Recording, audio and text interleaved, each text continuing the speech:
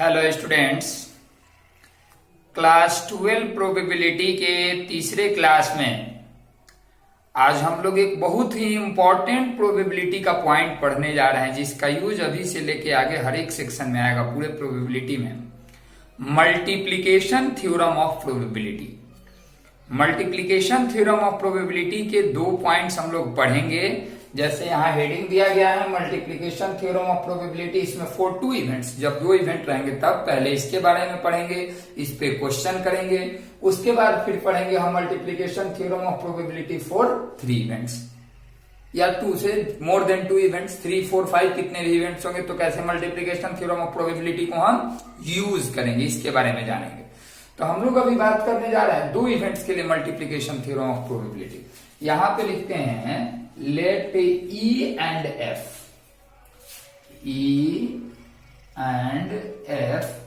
be the two events associated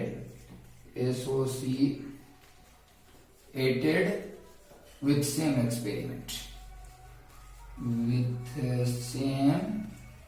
experiment, then by conditional probability,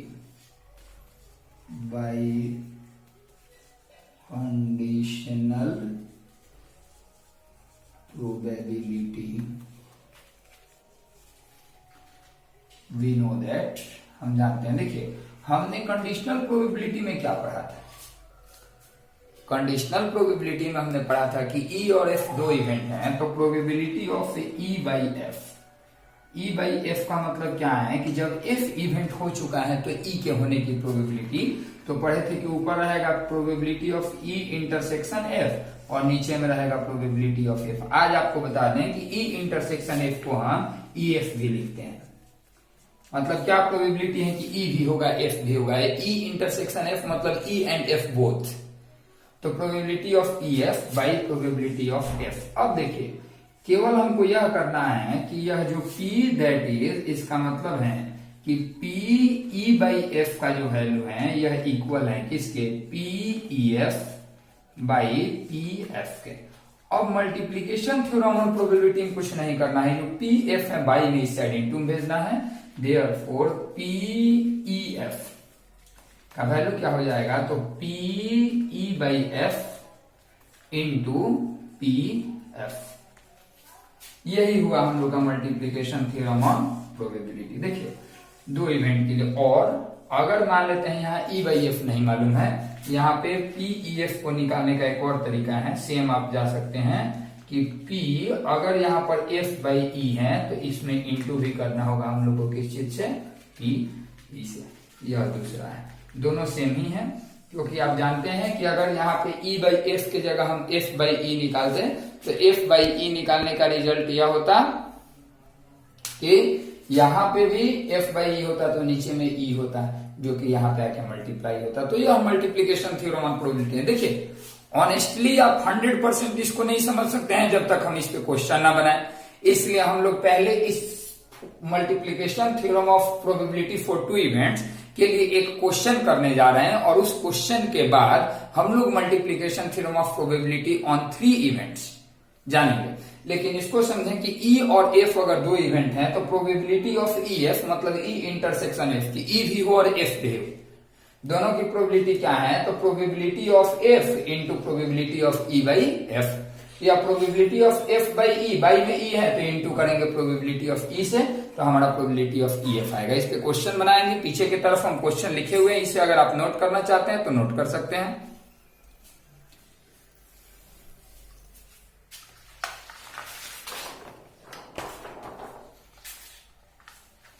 देखिए, यहां question लिखा है,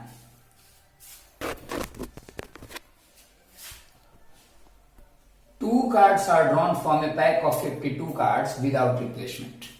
एक 52 कार्ड्स का पैक था, उसमें से दो कार्ड एक एक करके निकाले गए विदाउट रिप्लेसमेंट, यानी पहला वाला कार्ड निकाला गया, फिर दूसरे मतलब उसको रखे बिना रिप्लेस किए हुआ, बिना वापस किए हुए दूसरा वाला कार्ड निकाला गया।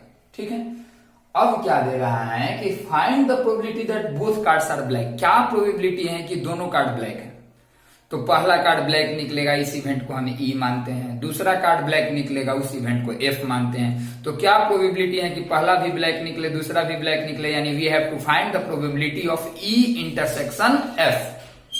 What is the probability that first card is black and the second card is also black? हम फर्स्ट कार्ड ब्लैक निकलने वाले इवेंट को ई मानेंगे, सेकंड कार्ड ब्लैक निकलने वाले इवेंट को एफ मानेंगे। तो क्वेश्चन में पूछ रहा है कि क्या प्रोबेबिलिटी है कि दोनों कार्ड ब्लैक होगा, यानी इवेंट ई भी हैपन होगा और एफ भी हैपन होगा, इसकी क्या प्रोबेबिलिटी है?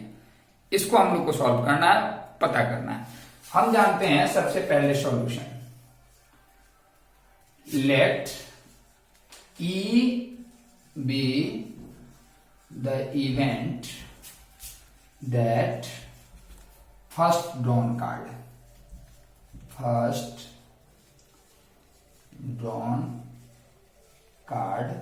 is black and if be the event that second card is black। Clear? यह सॉल्यूशन में हम लोग लिख रहे हैं, यहां से सॉल्यूशन हम लोग का शुरू है। अब इसमें क्या बात करेंगे? एज वी नो, जैसा कि हम जानते हैं, एज वी नो, क्या हम जानते हैं? ध्यान से थोड़ा सुनेंगे। एज वी नो मतलब क्या हम जानते हैं कि number of total cards in deck, total cards in deck, एक डेक में कितने कार्ड होते हैं टोटल? तो 52। और number of black cards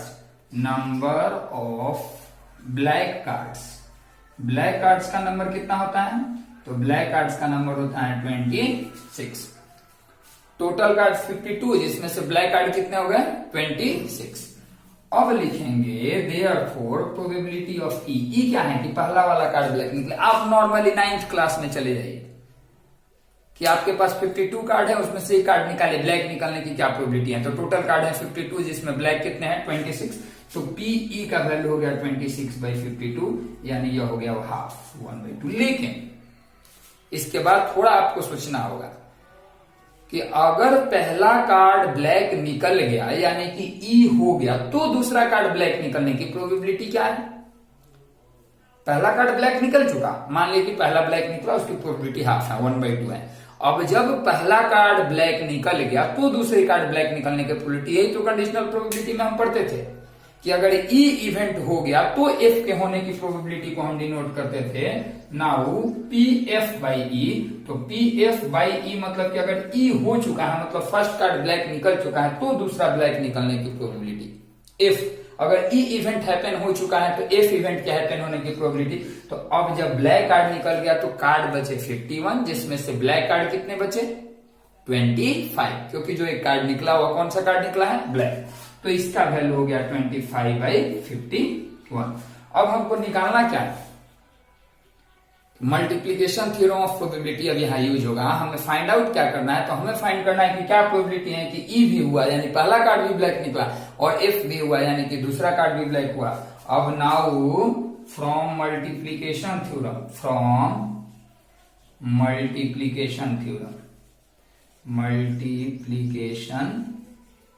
theorem of probability भी आप लिख सकते हैं। मल्टीप्लीकेशन थ्योरम, आप मल्टीप्लीकेशन थ्योरम में आते हैं, ऊपर क्वेश्चन आप नोट कर सकते हैं, थोड़ा कैमरे को नीचे करना पड़ेगा।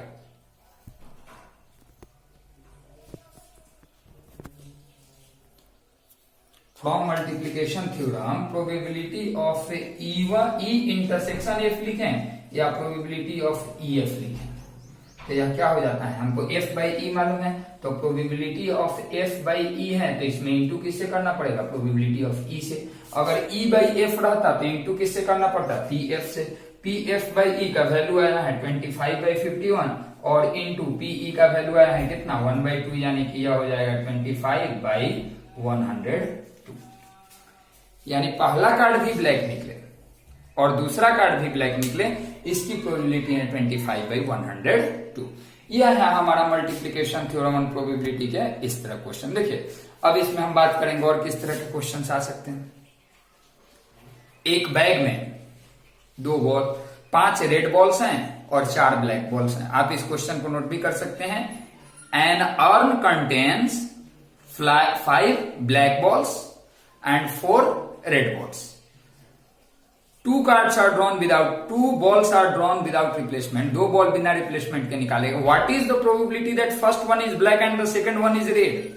क्या प्रोबेबिलिटी है कि पहला बॉल ब्लैक था और दूसरा रेड था। तो देखिए आप इसमें let E be the event of drawing first ball as black and F be the event of drawing the second ball as red.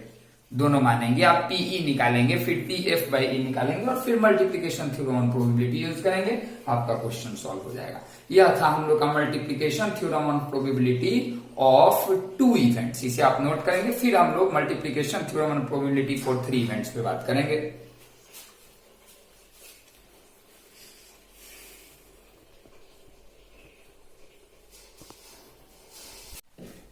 देखिए अब हम लोग बात करेंगे multiplication theorem of probability for 3 events. 3 event के लिए मल्टीप्लीकेशन थ्योरम ऑफ प्रोबेबिलिटी, इस point पे बात करने जा रहे हैं हम लोग।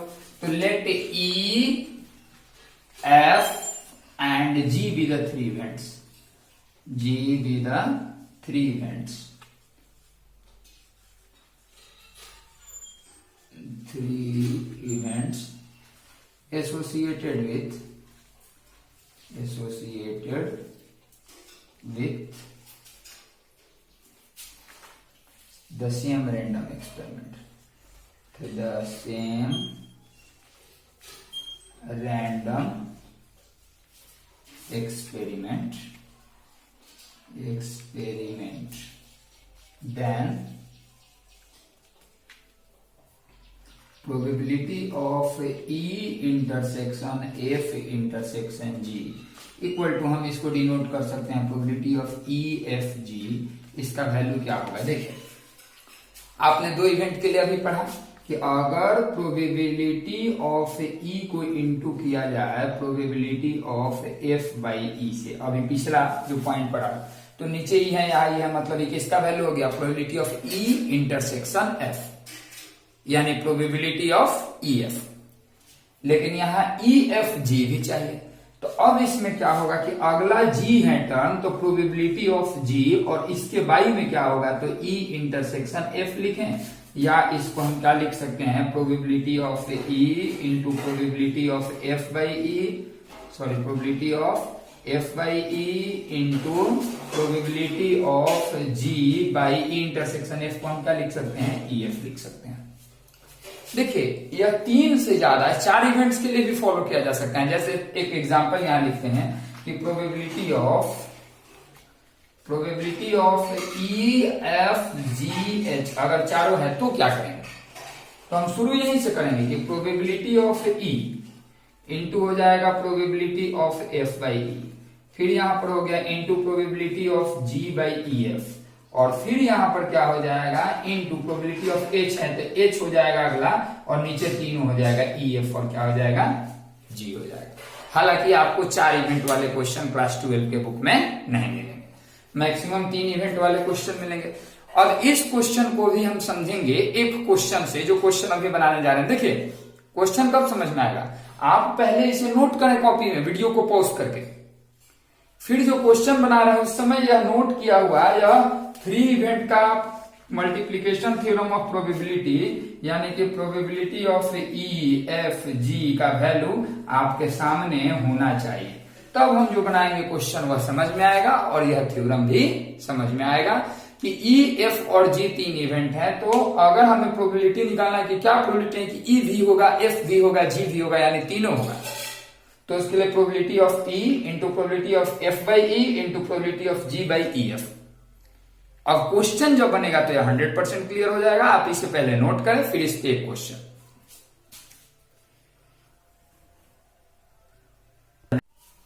देखिए इस पे question, 3 cards are drawn from a pack of 52 cards. इस बार 52 कार्ड्स के पैक से 3 कार्ड निकाले जा रहे हैं विदाउट रिप्लेसमेंट, बिना रिप्लेसमेंट के। Find the probability that first 2 cards are king. क्या प्रोबेबिलिटी है कि पहला और दूसरा कार्ड किंग है, and third is a jack, और तीसरा वाला जैक है। 3 कार्ड निकालेगा, क्या प्रोबेबिलिटी है कि पहला कार्ड किंग, दूसरा कार्ड किंग और तीसरा कार्ड जैक निकलेगा। तो यहाँ पहला कार्ड किंग निकलने इवेंट को ई माने, दूसरा कार्ड किंग निकलने वाले इवेंट को एफ मानेंगे और तीसरा कार्ड जैक निकलने वाले इवेंट को जी मानेंगे। और हमें प्रोबेबिलिटी निकालना है कि क्या प्रोबेबिलिटी है कि ई भी हो यानी पहला किंग निकले, एफ भी हो यानी दूसरा किंग निकले और जी भी हो यानी तीसरा जैक निकले। तीनों चीज हो जाए, इसकी क्या प्रोबेबिलिटी है। तो देखिए कैसे लिखेंगे, let E F and G be the events, G be the events of drawing a king and jack in first, second and third draw respectively।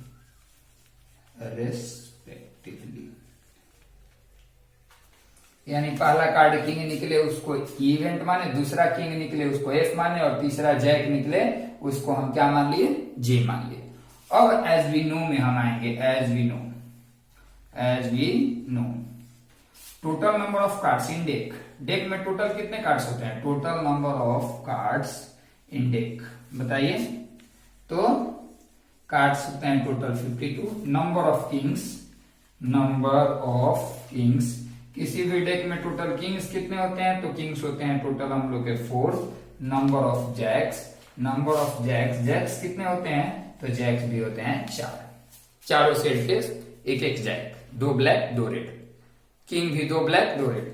अब देखिए therefore probability of E, probability of E मतलब पहला card king निकले, इसकी क्या probability. तो शुरू में कार्ड के बंडल में 52 कार्ड्स थे जिसमें एक किंग था, तो किंग निकलने की प्रोबेबिलिटी क्या हो गई, तो 4/52 यानी कि 1/30। अब देखिए प्रोबेबिलिटी ऑफ, अगर पहला कार्ड किंग निकल गया यानी ई हो गया, तो दूसरा कार्ड किंग निकलने की प्रोबेबिलिटी यानी कि प्रोबेबिलिटी ऑफ f/e। किंग निकल गया है पहला कार्ड, ई हो चुका है, तो दूसरा कार्ड किंग निकलने की। तो अब जब किंग निकाल लिए तो अब बंडल में 52 कार्ड्स नहीं है, कितने कार्ड्स हैं, 51। और उसमें किंग भी 4 नहीं है, किंग कितने बचे हुए हैं, अब उसमें 3 किंग्स बचे हैं। तो f/e का वैल्यू हो गया 3/51 यानी 1/17। अब तीसरा जो इवेंट हम निकालेंगे प्रोबेबिलिटी ऑफ g/ef, यानी पहला भी किंग निकल गया, दूसरा भी किंग निकल गया, ef हो गया, मतलब e और f अगर दोनों घटनाएं हो गई तो g के होने की क्या प्रोबेबिलिटी है, किसके होने की प्रोबेबिलिटी निकाल रहे हैं, g को। तो e भी हो गया, f भी हो गया, यानी पहला भी किंग निकला, दूसरा भी किंग निकला। तो अब उस बंडल में टोटल कार्ड कितने बचे हैं, 50, जिसमें किंग कितने हैं, 2, जैक कितने हैं, तो जैक अभी भी बचे हैं 4। तो अगर शुरू के 2 कार्ड किंग निकल गए तो तीसरा कार्ड जैक निकलने का, यानी ई और एफ दोनों इवेंट हो गया। फर्स्ट कार्ड किंग निकलने के इवेंट को ई कहते हैं, सेकेंड कार्ड के किंग निकलने के इवेंट को एफ कहते हैं। तो तीसरा वाला भी जैक निकलेगा यानी जी भी होगा, इसकी प्रोबेबिलिटी। तो जैक बचा है 4 और बाई में कितना हो जाएगा, तो 4 और 4 के बाई में हो जाएगा 50, है ना। 4/50 जब हमने किया तो इसका वैल्यू कितना हो जाएगा, तो 4/50 के जगह पर भी हो जाएगा हम लोग का 2/25। यह सब निकल गया। थोड़ा सा क्वेश्चन हमें ऊपर से इरेज करना पड़ेगा। अगर क्वेश्चन आपने नहीं नोट किया अभी तक तो क्वेश्चन को थोड़ा नोट करें, क्योंकि थोड़ा इरेज करना पड़ेगा।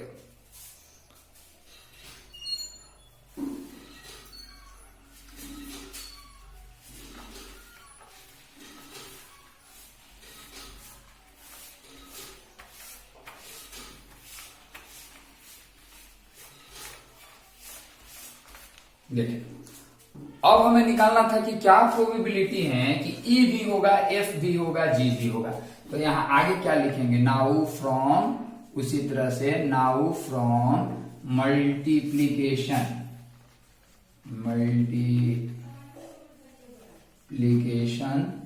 थ्योरम। अब हम जानते हैं कि मल्टीप्लीकेशन थ्योरम से क्या होगा। मल्टीप्लीकेशन थ्योरम हम लोग को निकालना है probability of E intersection F intersection G, जिसको हमने फॉर्मूला पढ़ा है पीछे कि प्रोबेबिलिटी ऑफ ई। पीछे अब जो multiplication theorem of probability for 3 events पढ़ रहे थे, उसमें हमने पढ़ा कि ई इंटरसेक्शन एफ इंटरसेक्शन जी का value probability of E into probability of F by E into हो जाएगा प्रोबेबिलिटी ऑफ, अब जी आया अगला इवेंट तो जी और वाई में हो जाएगा ई एफ। आपके सामने है तीनों का वैल्यू, इसको हम probability of E F G भी लिख सकते हैं। इसका value probability of E 1/13 into F by E 1/17 और इंटू 2/25। अब आप तीनों को मल्टीप्लाई कीजिए, 2 बाई इन तीनों को 13, 17, 25 को मल्टीप्लाई कीजिए, यहां लिखिए, वही हम लोग का आंसर हो गया। That is the probability that first is king, second is king and third is jack. आप इन क्वेश्चंस को बनाएंगे, इसके आधार पे आपके पास जो भी बुक है उस बुक के पहले एग्जाम्पल्स बनाएंगे और एग्जाम्पल के बाद एक्सरसाइज के क्वेश्चन बनाएंगे। अगले क्लास में हम लोग इंडिपेंडेंट इवेंट के बारे में बात करेंगे और जो डाउट क्वेश्चन आपको होंगे इसमें डाउट क्वेश्चन हम तक पहुंचाना ना भूलें, ताकि अगले वीडियो में मल्टीप्लीकेशन थ्योरम और प्रोबेबिलिटी के जो क्वेश्चन आपसे नहीं पढ़ रहे हैं, नहीं समझ में आ रहा है, उन क्वेश्चन को हम यहाँ फुल एक्सप्लेनेशन के साथ बना सके। इसे आप नोट कर सकते हैं।